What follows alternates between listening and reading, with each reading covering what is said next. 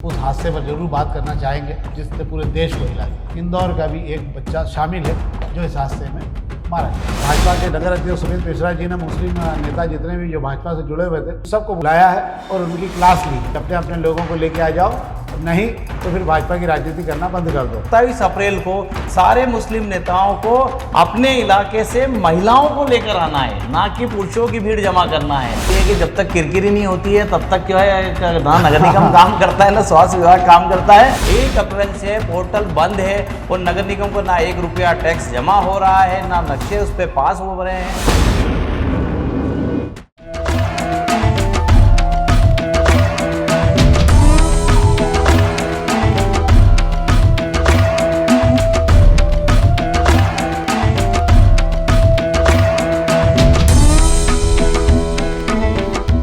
नमस्कार।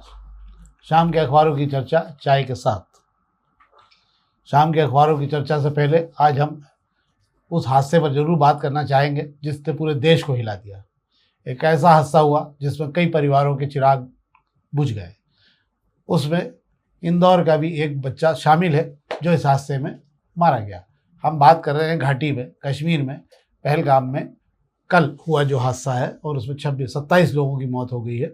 27 लोगों को चुन चुन कर मारा गया है और घाटी के इस जो दरिंदों ने जो भी हरकत की है उससे पूरे देश को जो है झटका लगा है। इनके आकाओं को छोड़ा नहीं जाएगा, प्रधानमंत्री ने भी कहा है और उन्होंने आज आते ही सऊदी अरब से लौटते ही उन्होंने आपात बैठक ली और आगे के दिशा निर्देश भी जारी किए हैं। शाम को फिर बैठक है और गृह मंत्री भी आज श्रीनगर से वापस लौट रहे हैं। इस हादसे में जिस व्यक्ति की, इंदौर के जिस व्यक्ति की मृत्यु हुई, क्या नाम है उसका, सुशील, जो बीनानगर के रहने वाले हैं, है ना। इस परिवार में उनकी बच्ची को, उनके बेटी के पैर में भी गोली लगी है और उनका शव, चूँकि चंडीगढ़ से वो शव वहाँ श्रीनगर से चलेगा, चंडीगढ़ जाना है, चंडीगढ़ से निकल के वापस दिल्ली आएगा और दिल्ली से फ्लाइट से इंदौर आना है। इस प्रक्रिया में लंबा समय लगेगा। मुख्यमंत्री भी यहाँ आ रहे हैं। यहाँ की प्रक्रिया में 1 आध घंटा लगा। जो भी होगा अभी शाम तक स्थिति साफ हो जाएगी। तो ये तो थी बड़ी खबर जिस पर हमने आपसे बात की। अब हम शहर की खबरों पर बात चालू करते हैं। शेखर जी शुरू करें? जी बिल्कुल। तो आज शहर की खबरों हम शुरू करते हैं। शहर की खबरें में आज पत्रिका से शुरू कर रहे हैं। पत्रिका में आज सभी अखबार के पहले पेज उसी से भरे पड़े हैं। आकाश पाताल एक हो गया, सबको ढूंढने में लगा दिया है। सेना उतार दी गई वहाँ पहलगाम के अंदर जंगलों में। और इस खबर पर हम बात कर लेते हैं। एक खबर है बड़ी, ये उत्तम राठौर की है कि नगर निगम में एक जालसाजी का बड़ा खेल चल रहा है कि संपत्ति कर की जो आईडी है, मतलब रसीद वगैरह जो कहीं की है और नक्शे कहीं के लग रहे हैं और तेज़ी से पास हो रहे हैं। 22 दिन से बंद है पोर्टल, फिर भी चालबाजी में लगे 174 नक्शे पास हो गए हैं। बिल्डिंग परमिशन शाखा में ही हो रही 420। और ये बड़ा खेल आज का नहीं है, बहुत पहले से चल रहा है। पर मुझे ऐसा लगता है कि हालांकि अलग अलग खबर छपी कई बार टुकड़े टुकड़े में, पर आज पूरी खबर एक छपी है जिसमें बताया जा रहा है कि कहाँ कहाँ के नक्शे, कहाँ कहाँ की रसीदें निकाल के और कहाँ कहाँ के नक्शे पास कर लिए गए डीम्ड में। क्या है शेखर जी पूरा मामला? बिल्कुल आप सही कह रहे हैं कि नक्शे पास कराने का ये जो खेल खेला है, ये वो नगर निगम से जो ठेकेदार रजिस्टर्ड हैं, वो इंजीनियर जो रजिस्टर्ड है, ये उन्होंने दूसरी बार खेला है। ई नगर पालिका जो पोर्टल है, पिछले जो 8 महीने पहले जब हैंग हुआ था, पिछले साल की मैं बात कर रहा हूँ, जब ये हैंग हुआ था उस समय भी इस तरीके का एक बड़ा खेल खेला गया था। तब तो ये तो इस बार तो फिर भी इंदौर के नक्शे, दूसरी जगह की संपत्ति कर की आईडी लगाई गई है। उस समय तो ग्वालियर, जबलपुर, यहाँ तक कि राऊ जो ग्रामीण इलाका आता है वहां तक की संपत्ति कर की आईडी लगाकर नक्शे पास करा लिए गए थे।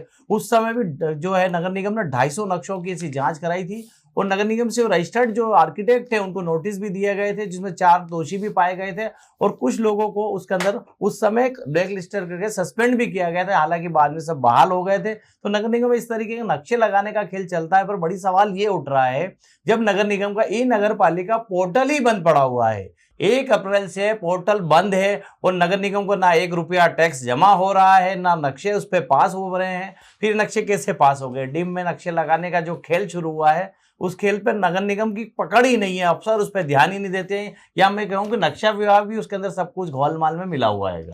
हाँ, इस हमाम में कई लोग रहा रहे हैं क्योंकि ये किसी एक व्यक्ति के करने से नहीं हो सकता। और नगर निगम में इन फर्जीवाड़ों का कोई वो नहीं है, मतलब सिरा नहीं है उसका। आप कितनी ही तलाश कर लो, सब बहाल हो जाते हैं। जो लोग खेल खेल रहे हैं वो आराम से इसमें से बाहर निकल जाते हैं, चाहे फाइलें की चोरी का मामला हो, चाहे फर्जी फाइलों के पेमेंट का मामला हो। तो ये तो थी पत्रिका की खबर। हम अग्निमानक खबरों की बात कर लेते हैं।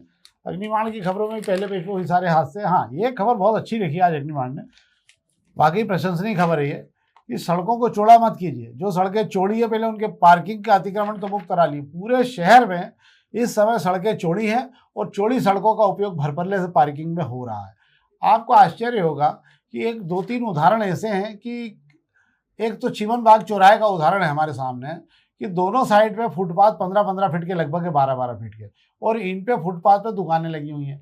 और ये दुकानें लगाने के बाद सामान खरीदने वाले लोग सड़कों पे गाड़ियां खड़ी करते हैं, या जिनको चाट खाना कुछ भी खाना है तो वो सड़कों पे गाड़ियां खड़ी कर रहे हैं। कुल मिला के 8 फीट जगह से 9 फीट जगह बची जिसमें वाहन चलते हैं उस साइड पे। और इसके अलावा इसी में जुड़ा हुआ मामला ये है कि अगर क्या मालूम किस कम अकल अधिकारी ने जो है काशी मोहल्ले से होते हुए वन में बना दिया जेल रोड जाने की बजाय। जेल रोड पर तो अतिक्रमण है ही पूरा और सड़कों पर और कारोबार होने लगा। और जो भी लोग जिन्होंने ये भी अकल लगा के काम किया है उन अधिकारियों को एक बार कम से कम दिन भर में अगर 3 बार भी उस रोड से आसानी से निकल के दिखा दें तो वाकई बड़ी आश्चर्य की बात होगी। उनको भी समझ में आ जाएगा कि यार कितना त्रासदीपूर्ण यात्रा है। मतलब ये आधा किलोमीटर की यात्रा करने में 10 से 12 मिनट लग रहे हैं एक आदमी को, एक गाड़ी को निकालने में, क्योंकि दोनों साइड से गाड़ियां वहाँ आ रही हैं और कुछ नहीं। और ऐसे कई मामले। क्या शेखर जी? बिल्कुल आप सही कह रहे हैं। इसके अंदर मैं 1-2 सड़कें और जोड़ देता हूँ। मैं एमजी रोड को जोड़ देता हूँ जिसको चौड़ा करके बड़ी बड़ी बातें की गई थी। बड़ा गणपति से लेकर कृष्णपुरा छतरी तक जिस एमजी रोड को चौड़ा किया गया था, सबसे बड़ी बात है उस एमजी रोड की हाल इतने बेहाल हो गए हैं कि रोज शाम को वहां जाम लगता है और ट्रैफिक पुलिस वहां नदारद रहती है, क्योंकि वजह सिर्फ एक है, रोड आपने चौड़ी कर दी, फुटपाथ बना दिए, पर आप ये भूल गए बाद में कि उस पर कब्जे हो गए हैं, फुटपाथ पर कब्जे हैं, दुकानें लग रही है और सड़क पर गाड़ियां खड़ी हो रही है कि इसका कोई रास्ता नहीं है। आपने जेल रोड की आपने जो बात की चिमन बाग चौराहे की, मुझे ये आज तक समझ में नहीं आया कि यही नगर निगम जिसके पास पूरे शहर से कब्जे हटाने की जिम्मेदारी है, उसकी नाक के सामने जो गाड़ी फावड़े की जो दुकान इस कॉर्नर के टर्न पर लगी हुई है उसको हटाने की जहमत कभी तक ये नहीं उठा पाते हैं। उसका फुटपाथ तो ये दुकान वाले खाई गए हैं, सड़क पर जो है पार्किंग करा देते हैं ग्राहकों की। ट्रैफिक पुलिस भी यहाँ कभी कभी कार्रवाई करती है और गाड़ी फाफड़े खा के निकल जाती है। ये अफसरों को जो नगर निगम में जिम्मेदार अफसर रोज यहीं से निकलते हैं पर उन्हें भी दिखाई नहीं देता है। हम एलआईजी रोड की बात कर ले, हम पाटनीपुरा रोड की बात कर ले, यहाँ पे भी सड़कें चौड़ी कर दी गई है, पर शाम होते ही यहाँ पर क्या हालात होते हैं किसी से छुपा नहीं है। वही लोग इसका दर्द महसूस कर सकते हैं जो वहां से रोज गुजरते हैं। हाँ, यही हालत है। अभी आपका जो नया रोड बनाया है ये रानीपुरा से निकाल के जूनी दौर तक का बनाया है जो रोड, उसके दोनों साइड गाड़ियां खड़ी होने लगी हैं। वो रोड चौड़ा किया तो उससे नया रोड बन गया तो वहाँ ढेर गाड़ियां खड़ी होती हैं। गाड़ियों के कारण वो रोड तो उतने ही हो गया वापस वही गाँव। सब जगहों पर एक हालत है, नगर निगम को रोड बड़ा चौड़ा करने की बजाय जो रोड चौड़े हैं सबसे पहले तो उस पर मार्किंग करके सख्ती से गाड़ियाँ हटाना चाहिए कि यहाँ गाड़ियाँ नहीं खड़ी होगी, मतलब नहीं खड़ी होगी। सारा रोड जो है लोगों की गाड़ियाँ खड़ी करने के काम आ रहा है। बहुत बुरी दुर्दशा आएगी। एक कल हमने बात की थी आपसे, एक खबर आज इसमें भी है कि एमटीएच को लेकर जो है वहाँ पानी नहीं मिल रहा था, प्रसूताओं को बड़ी दिक्कत हो रही थी। अंततः नगर निगम आयुक्त को जो है अपर आयुक्त को दर्द समझ में आया, उन्होंने 1 लाख लीटर पानी रोज देने की व्यवस्था कर दी है। शेखर जी, अच्छी बात है, कम से कम ये हम कुछ तो काम ठीक हुआ है इस पर, कम से कम उस अस्पताल में प्रसूताओं को बड़ी दिक्कत हो रही थी। क्या शेखर जी? पर सबसे बड़ा सवाल ये है कि जब तक किरकिरी नहीं होती है तब तक जो है ना नगर निगम काम करता है ना स्वास्थ्य विभाग काम करता है। 11 अप्रैल से एमटीएच अस्पताल में पानी नहीं हैगा, उसको लेकर सुनवाई जो हुई है 11 दिन बाद 22 अप्रैल को सुनवाई होती है। मतलब 11 दिन तक अफसर किस नींद में सोए रहते हैं, ये बड़े समझने की बात है। आप मरीजों को तक को पानी नहीं पहुंचा पा रहे हैं तो आम लोगों को इस शहर में पानी कैसे देंगे जबकि गर्मी बेहाल कर रही है। इसी में एक खबर और है जो आपकी पुरानी खबर से जुड़ी हुई थी। इस रोड में अब वो जो काशी मोहल्ले वाला रोड है उस पर ट्रांसफार्मर और लगा रहेंगे तो वो रही सही कसर भी गली में और पूरी हो जाएगी। जो थोड़ी बहुत जगह बच रही थी वो भी जाने के लिए खत्म हो जाएगी। तो ये तो थी अग्निबाण की खबरें। अब हम दोपहर की खबरों की बात कर लेते हैं। दोपहर की खबरों में पहले पेज पे आज कोई विशेष है नहीं है भाई। जंगलों की पूरा जंगल छान मारा है और उतार दी गई सेना वहाँ पे। इसके अलावा जो है सुभाष मार्ग से छावनी रोड का सर्वेक्षण है और उसके जो बाधक निर्माण है वो सब तोड़े जाएंगे वहाँ पे, और वहाँ पे काम चालू हो गया। लोगों ने खुद ही 10-10 फीट खसकाना शुरू कर दिया है। दूसरा ये है कि पहलगाम हमले में जो MR10 के घायल हैं सुशील, उनकी मौत के बाद में उनको आज लाया जा रहा है और अभी हाल फिलहाल तो उनके आने का कोई तय समय नहीं आ पाया है, पर फिर भी अंदाज के हिसाब से सब बात कर रहे हैं जो फ्लाइट आई। क्या शेखर सुभाष मार्ग छावनी वाली क्या स्थिति रहेगी? सुभाष मार्ग छावनी वर्ग के जो व्यापारी वर्ग और रहवासी बड़े खुश हो गए हैं क्योंकि नगर निगम ने एक रास्ता निकाल दिया है सड़क को बनाने का। मास्टर प्लान की कोई छेड़छाड़ नहीं की जा रही है, बस सड़क बनाते समय जो है 20 फीट दोनों तरफ कम कर दिया गया है। इस 20 फीट कम होने का फायदा ये मिला है 2020 का। नगर निगम को तो मिला ही है, नगर निगम खुश है कि ज्यादा अड़चन नहीं आनी है और 2020 कम होने से रहवासियों ने खुद नहीं तोड़ना चालू कर दिया है कि चलो इतना बच रहा है, 20 फीट मिल रहा है, कम नहीं होता है। हाँ, पर ये आगे पीछे फिर भी 20 फीट पर तलवार तो रहेगी।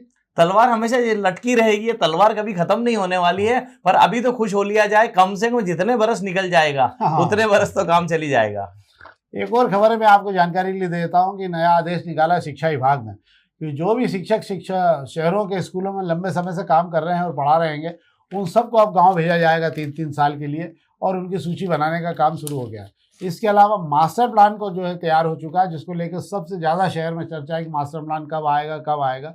मास्टर प्लान को लेकर जो भोपाल की जानकारी आ रही है उसमें यह आ रही है कि मुख्य सचिव भी इसका प्रेजेंटेशन देख चुके हैं, जनप्रतिनिधियों से बात हो चुकी है।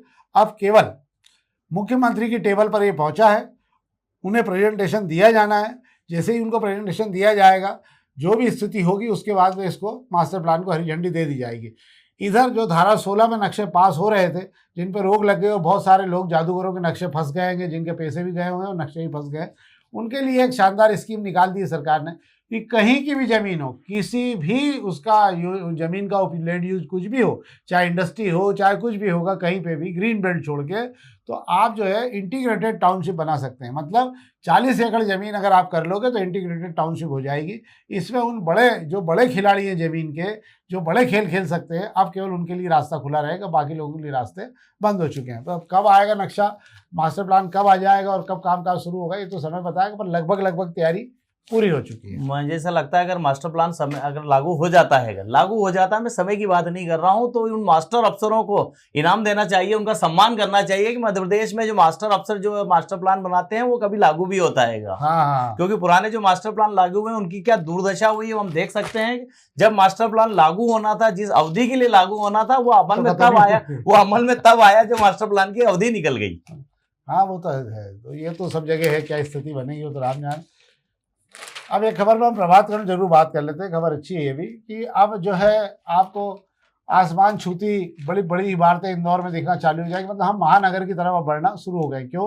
क्योंकि भूमि विकास नियम अधिनियम में बदलाव किया जा रहा है। नया मास्टर प्लान जो आ रहा है उसके अंदर ये व्यवस्था की गई है कि अब लंबी चौड़ी कॉलोनियाँ बनाकर लोगों को बसाने की बजाय अब लंबी चौड़ी बिल्डिंगें बनाई जाए और उसके आधार पर लोगों को बसाया जाए, ताकि अधिक से कम जगह पे अधिक से अधिक लोगों की बसाहट की जा सके। क्या शेखर जी? बिल्कुल सही कह रहे हैं। शहर की जरूरत के हिसाब से अब जो है हमें जो है वर्टिकल की बजाय हॉरिजॉन्टल जो है विकास करने की जरूरत आ गई है। वर्टिकल में अब हमारे पास जगह बची नहीं है, और इसी तरह अगर हम बढ़ेंगे तो शायद किसानों को जमीन खत्म हो जाएगी सारी, इसलिए हॉरिजॉन्टल के लिए मंजूरी दी जा रही है। और मुझे लगता है कि इसकी मंजूरी दे देना चाहिए। मास्टर प्लान का जो इंतजार किया जा रहा, फिर वही बात आ जाती है कि मास्टर प्लान में प्रावधान कर दिया गया है, तो वो मास्टर प्लान कब आएगा? सबसे बड़ी बात है, अगर मास्टर प्लान जल्दी आ जाएगा तो हॉरिजॉन्टल इमारतें हमें जल्दी देखने को मिलेगी, वरना नहीं तो कितनी खेती की जमीनें जो हमारे पास अभी बची है इंदौर शहर के आसपास, वो भी धीरे धीरे जो है भूमाफिया खत्म कर देंगे। हाँ, इसमें और अब आने वाले समय मुझे ऐसा लगता है अगर सब कुछ ठीक ठाक रहा तो आप इसी शहर में 60, 70, 75 मीटर की बिल्डिंग है बड़ी बड़ी देखने लगेंगे। मुझे लगता है इसका शुभारंभ आपको सुपर कॉरिडोर से होता हुआ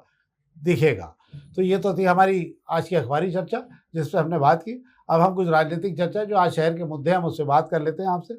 शहर के मुद्दों में आज ये है कि अंततः भाजपा के नगर अध्यक्ष सुमित मिश्रा जी ने मुस्लिम नेता जितने भी जो भाजपा से जुड़े हुए थे उन सबको बुलाया है और उनकी क्लास ली है। उनको हिंदी प्राथमिक विद्यालय के मास्टर की तरह उन्हें भारतीय भाषा में समझा दिया गया है कि अपने अपने लोगों को लेके आ जाओ, नहीं तो फिर भाजपा की राजनीति करना बंद कर दो। और उसको लेकर जो है सबको टारगेट तय कर दिए और सबको जो है वक्फ का जो नया कानून आया है उसके पक्ष में उन्हें बड़े उत्साह के साथ खड़े होना और उन्हें बताना कि बहुत बढ़िया काम हो गया, बहुत बढ़िया काम हो गया, वाह वाह। क्या है शेखर? बिल्कुल आप सही कह रहे हैं। वक्फ कानून को लेकर एक जो सुमित मिश्रा जी ने कल बैठक जो ली है, इसमें इंदौर के उन भाजपा मुस्लिम नेताओं को बुलाया गया था जो भाजपा का दुपट्टा डाले, घर के बाहर नेम प्लेट लगा के, बढ़िया सी गाड़ी में भी नेम प्लेट लगा के घूमते हैं और बरसों से जो इसका फायदा उठा रहे थे। उन्हें करीब मैं बता दूं आपको कि मुस्लिम नेताओं की पहली बार भारतीय जनता पार्टी कार्यालय में 3 से 4 साल बाद बैठक हुई है और उसके अंदर चुन चुन के सबको बुलाया गया था। हालांकि कई जो है कन्नी काट गए हैं, बहानेबाजी कर दी गई है, उस पर भी सुमित मिश्रा ने साफ कर दिया है कि अब कोई बहाना नहीं चलेगा, भीड़ लेके आओ, नहीं तो अगली बार भारतीय जनता पार्टी के दफ्तर पर पद मांगने मत आना। ऐसा फरमान सुमित मिश्रा का जारी करना अपने आप में बताता है कि भारतीय जनता पार्टी वक्फ कानून में बदलाव को लेकर कितनी संवेदनशील है और कितनी सख्त है कि भाजपा के नाम से जो नेतागिरी आप कर रहे हैं उसी भाजपा के लिए आप कर क्या रहे हैं।